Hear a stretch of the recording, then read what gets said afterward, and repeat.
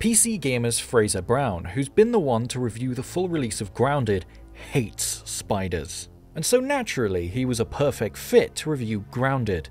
In his own words, "For a survival game as good as Grounded, I'm willing to live through one of my worst nightmares." When it's not being Honey I Shrunk the Kids meets Eight-Legged Freaks, Grounded is like a 90s cartoon come to life. It's a whimsical survival sandbox that feels considerably more playful than most, which is why its occasional pivots to arachnid horror are so effective.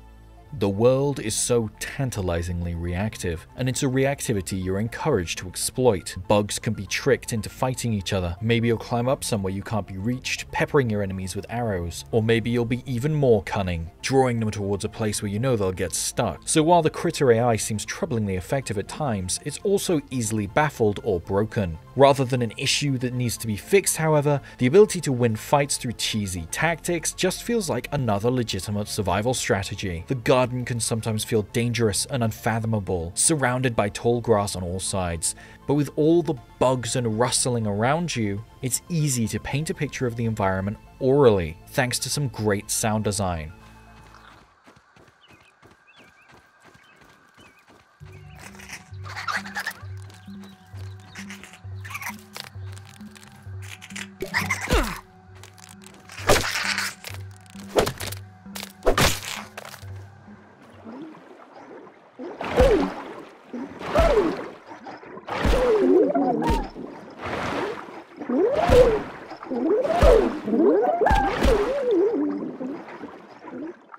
The horror is so effective, especially once night falls, that I've caught myself whispering several times, even though these spiders aren't yet capable of hearing Discord conversations. And whenever I felt safe, that's when the spiders attacked.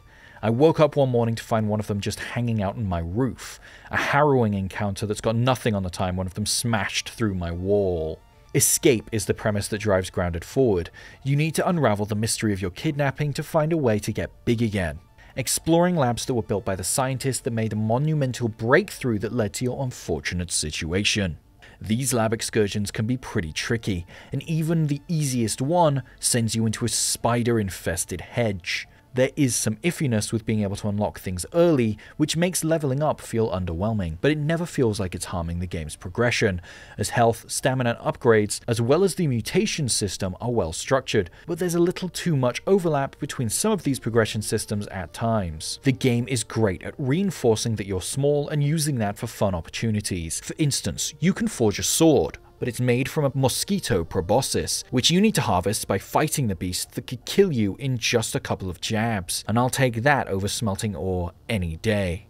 Base building is flexible and gravity-defying enough to allow you to erect a massive structure that snakes up the side of an oak tree using only twigs and grass. It's simple and forgiving enough that you can really start putting together elaborate builds not long after you arrive in the garden. It can be tempting to focus on perfecting your safe, comfy base, but there's always something nudging you out the door, whether it's the need for food and water, or a new recipe demanding new rare resources. What you need might be in an unknown area, and Grounded seems to delight in giving you shopping lists full of things you're probably not equipped to find, usually in the form of a limb from a bug that will squash you in seconds. Go exploring and you'll come across hidden weapons, spider sacks containing new bug parts and resources, and horrible spider babies, as well as plenty of raw science, a material used to unlock new recipes and further progress your character. The default settings are well tuned, delivering a cavalcade of tense but surmountable adventures where death is a pest rather than the end. If you'd rather build and explore without any risks,